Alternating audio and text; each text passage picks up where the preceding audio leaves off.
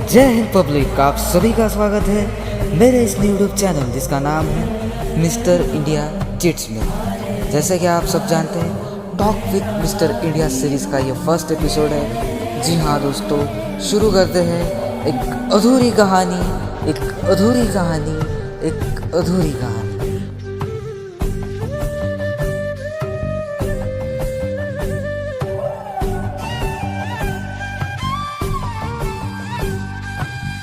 दोस्तों, कहानी की शुरुआत होती है कुछ इस तरह से। एक गांव का लड़का जो बहुत बेहद गरीब है, वो निकल पड़ता है शहर की ओर अपनी पढ़ाई के लिए।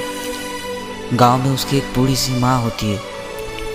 अपनी माँ की सेहत का ख्याल रखने के लिए, अपनी माँ के ऑपरेशन के खर्चे के लिए लड़का पढ़ाई के साथ साथ कमाई के लिए भी निकल पड़ता है शहर की ओर। शहर में जाकर वो कमाई भी करता है और पढ़ाई भी करता है, और दोनों चीज़ें करते करते उसे इश्क हो जाता है एक लड़की से।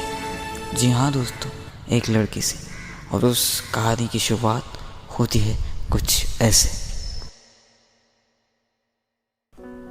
एक लड़का था, एक लड़की थी, एक दीवाना था, एक दीवानी थी, एक अनजाना था, एक अनजानी थी। दोनों एक दूसरे से मिले, दोनों के लिए, एक दूसरे के लिए प्यार के फूल खिले।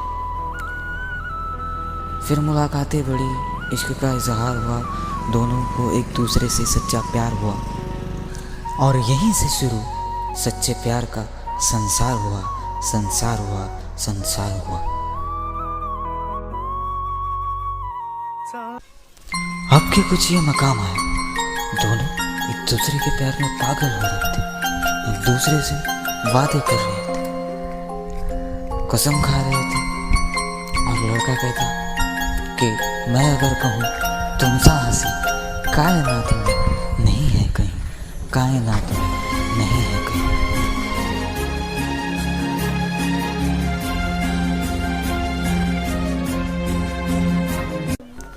एक साल गुजर गया, 2 साल गुजर गए, 3 साल गुजर गए। दोनों एक दूसरे के प्यार में पागल हो चुके, एक दूसरे के लिए मरने और मारने की कसमें खाने लगे थे।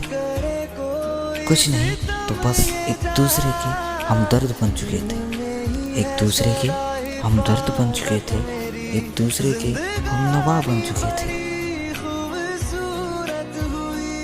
जन्नत अब और क्या होगी कहीं, जो तू मेरा हमदर्द है। दोस्तों, एक ऐसी मोमेंट आई जहाँ पर दोनों का ब्रेकअप हो गया। देखो, लड़कियाँ बड़ी धोखेबाज होती है। उस लड़की ने उस लड़के को छोड़ दिया, ऐसे कहा कि मेरे घर वालों को तुम पसंद नहीं हो, हमारी कास्ट अलग है, हमारा मज़हब डिफरेंट है, तो मैं तुम्हें छोड़ दे रही हूँ। और वजह कुछ और ही थी। लड़का कोई तीसरा बंदा था जिसने उसको उलझाया और उसका ब्रेन वॉश किया, और लड़का रो रहा था। और लड़के ने यही कहा कि मेरा बहुत पूरे तरीके से चूतिया काटने वाली उस लड़की ने मुझे धोखा दे दिया।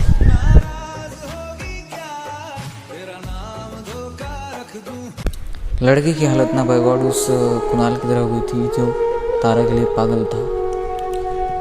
लड़के ने रिक्वेस्ट की, लड़के ने कहा कि मैं तुम्हारे पैर पड़ता हूँ। फिर भी लड़की नहीं मानी, और लड़की ने कहा कि तुम्हें जो करना है करो, मुझे कोई फ़र्क नहीं पड़ता कि तुम जो भी करोगे, मुझे उससे कोई लेन देन नहीं है। लड़का कहता है कि मैं मर जाऊँगा।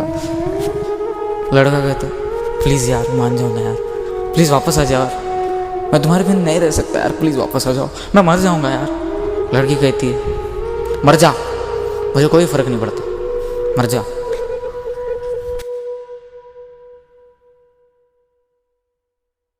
फिर कुछ ऐसा होता है कि लड़का रोने लगता है, और लड़के को रोते रोते रियलाइज़ होता है कि अब मैं सुसाइड कर लूँ। और जब लड़का सुसाइड करने के लिए फांसी का फंदा तैयार करता है और कुर्सी पर खड़ा हो जाता है, और गले में एक फांसी का फंदा होता है, तभी वो लड़का अपने आप को मौत के कुएं में फेंकने ही वाला था। तभी एक उसके फ़ोन पर कॉल आती है, और कॉल किसी और की नहीं बल्कि उसके माँ की थी। अब जब उसके माँ का कॉल आया, उसने रिसीव किया और उठाकर बात की। माँ, उसने कहा माँ तेरा लाल आज हार चुका है। माँ, मैं तेरे लिए कुछ नहीं कर सका माँ, मुझे माफ़ कर दे माँ।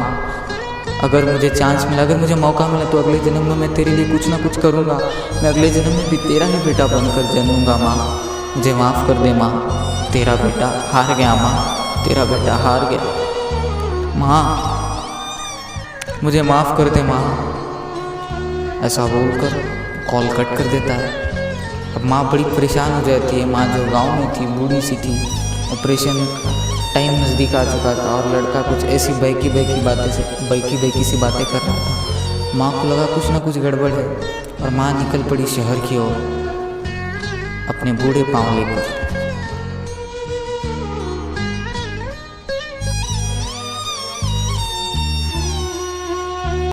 लड़का खुदकुशी कर लेता है, ये सोचते हुए रोते हुए किस तरह से उस लड़की के साथ उसकी मोहब्बत थी और उस लड़की ने आखिर में अंजाम क्या दिया। तो उसको धोखा दिया और धोखा देकर छोड़ दिया और कहने लगी कि तुम मर जाओ।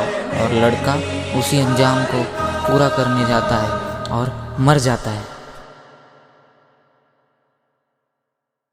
अब कुछ ऐसा होता है, माँ आ पड़ती है उस शहर में जहाँ पर उसका बेटा रहता था।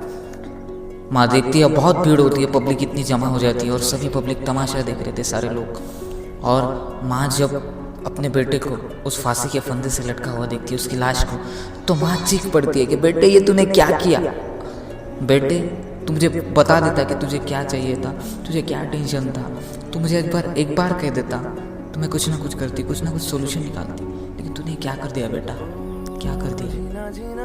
सभी लोग हैरान थे, सभी लोग देख रहे थे, वजह क्या थी पता नहीं। किसी को इतना ज़्यादा बात नहीं करता था वो लड़का, एकदम साइलेंट सा था और किसी को बताया भी नहीं गया। सभी पब्लिक तमाशा देख रहे थे, कोई उस लाश को हाथ नहीं लगा रहा था। सभी बोल रहे थे इट्स एन सुसाइड केस, कोई भी उस बंदे को हाथ मत लगाओ, पुलिस वाले को आने दो, तभी बॉडी को नीचे उतारेंगे। लेकिन माँ तो माँ होती है ना, अपने बच्चे को आखिरकार वो उसी फांसी के फंदे से लटका हुआ कैसे देखेगी।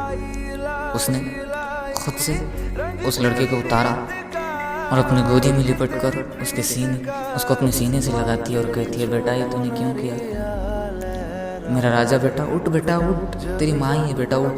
लेकिन लड़का तो मर चुका था, सांसें थम चुकी थी, इस दुनिया को छोड़कर बहुत दूर चला गया था, इतनी दूर।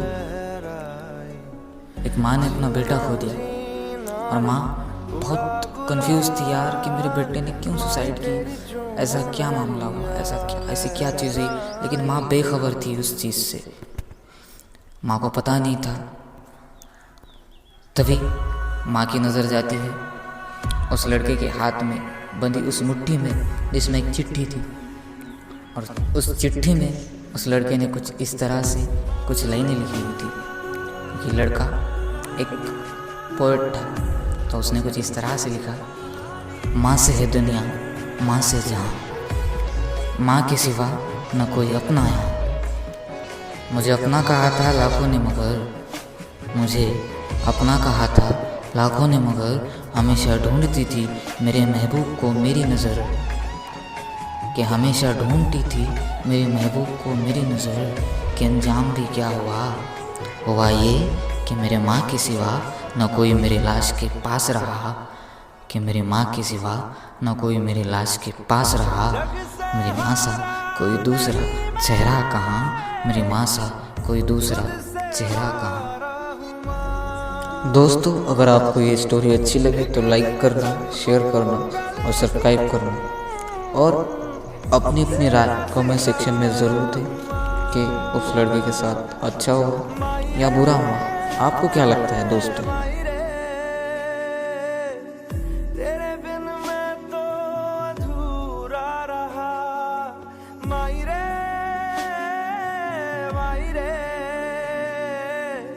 मुझसे ही रूठी।